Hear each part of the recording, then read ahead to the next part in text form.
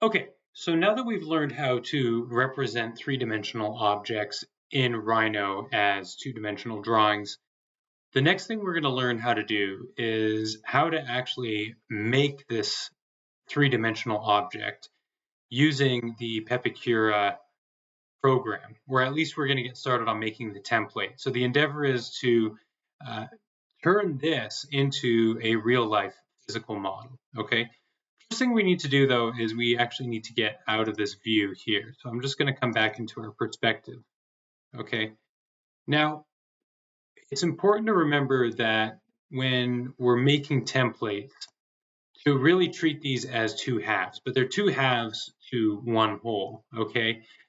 And so for that, it's actually quite simple. We're going to take this object and we're going to run the export command, okay? And I'm going to call this, I think we ended on iteration 3 maybe. I'm going to call this underscore export. And what I want to do under the save as file type, not Rhino 7, because Pepakura won't be able to read a Rhino 7 file. But Rhino is actually a pretty powerful program in that it's capable of writing geometries and data to all these different versions here. And for this, we're going to choose STL, stereolithography, which is also the file type. If you're ever going to be 3D printing something, STL is going to be what you want to export it as, because that's what a lot of digital fabrication tools like to read. Okay, so here I might create a new folder here, and I'm going to call this iteration 3, maybe templating or something like that. Okay, and I'm just going to open that, save my file to there. And really, I don't want to play with any of these sort of questions. Binary is good. You'll note that the file size is significantly smaller, so go with binary. And make sure your export open objects is deselected, okay? And that's because remember that we always want to have closed objects. So if your object is not closed, if it's an open poly surface, that's no good. We've talked about that. I'm sure your instructors talked about that. But we want to make sure that these are always closed. And if they're not closed, if for whatever reason you've run a Boolean command and it's sort of dropped a surface, which happens if you've sort of reached the tolerance, unfortunately, the quickest way forward is to just rebuild that geometry, okay? But make sure that that's deselected so that when you do export it, that what you're going to be making is going to be correct, okay? So I'm just going to click OK. And here it says file successfully saved as it gives me the file directory, so that's good. Now the next thing I'm going to do is I'm going to open the Pepakura designer app, okay? Now remember, we don't need to purchase any upgrades or anything like that. We're just using the basic sort of trial version. And this is what comes up when I open it, okay?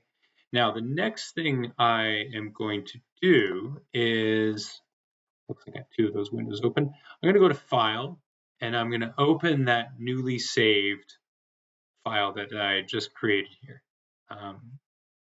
Okay, and I put it under here. And I'm just going to open that. And you can leave it as auto detection, but I know that I saved it as binary format, so that's okay. And you can play around with flipping it. Generally speaking, I haven't seen that it matters too greatly. So I'm just gonna select no flip, but try flipping around. Try flipping to, maybe change it so that it goes this way and see how that sort of alters the output, okay? But for me, I'm just gonna select no flip and click on finish, okay? Just click on OK. Now, remembering that we really want to be working in roughly the 4 inches range. Now, this looks like I'm pretty much in that ballpark, okay? But this would also be where I would probably go back and redesign, because here it says height is 0.56 inches. So that's saying that this face here is 0.56 inches high. That's pretty small. So I might actually go back and make sure that I resize it correctly in Rhino. So, let's see here. Well, before I get carried away with that, let's just click OK and move forward. I'll show you how to, sort of go back and forth in a second. But so here we go. It gives us the dimensions. And the next thing we're going to do is we're just going to click this unfold here. Okay. And there we go. It's given us a template. All right. This looks very similar to some of the work that we've already been doing. Okay. Theoretically, we might be able to just send this to the printer, print it off, and then we could use our razor blade to cut it out. But we're actually going to be looking at how we could send this to the crickets. Okay.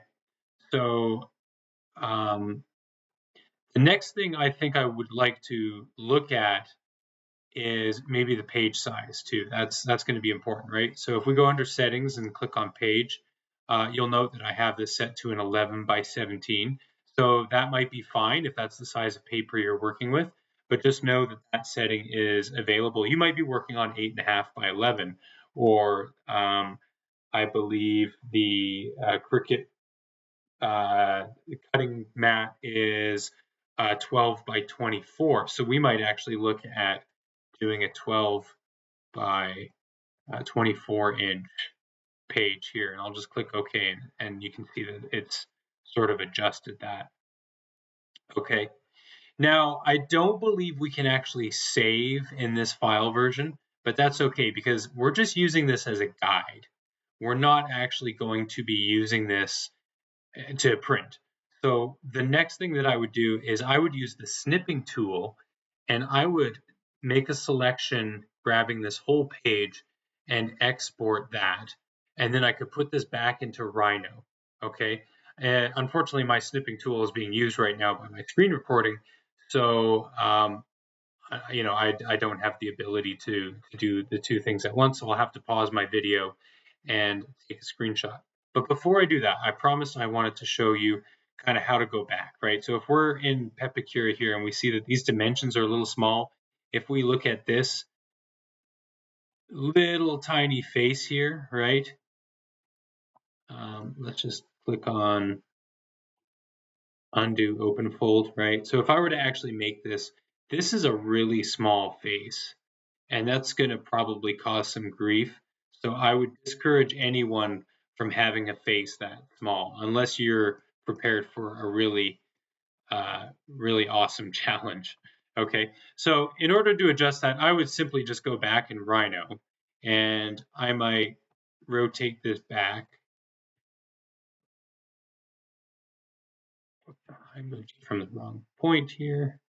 Okay, and I would scale this. Let's just make sure that our base is roughly 4 inches. Let's go here. If I go 4 inches, yeah, nothing's changed. So in this case, I might scale 1D in this direction.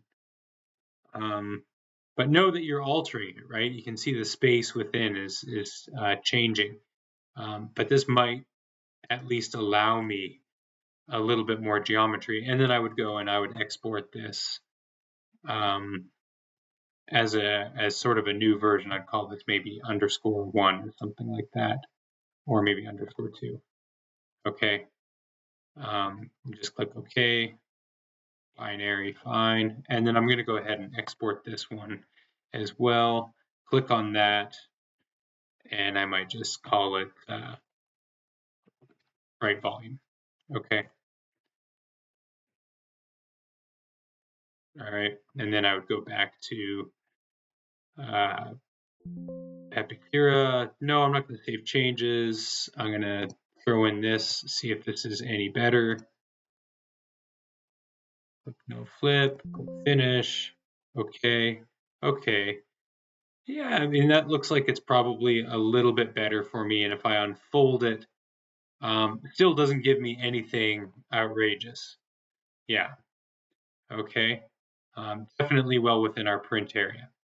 Now, there might come a time when your template is so crazy, you've unfolded it and it's sort of beyond. It's actually going to replicate several of these pages for you to kind of show you that you need more paper to make it happen.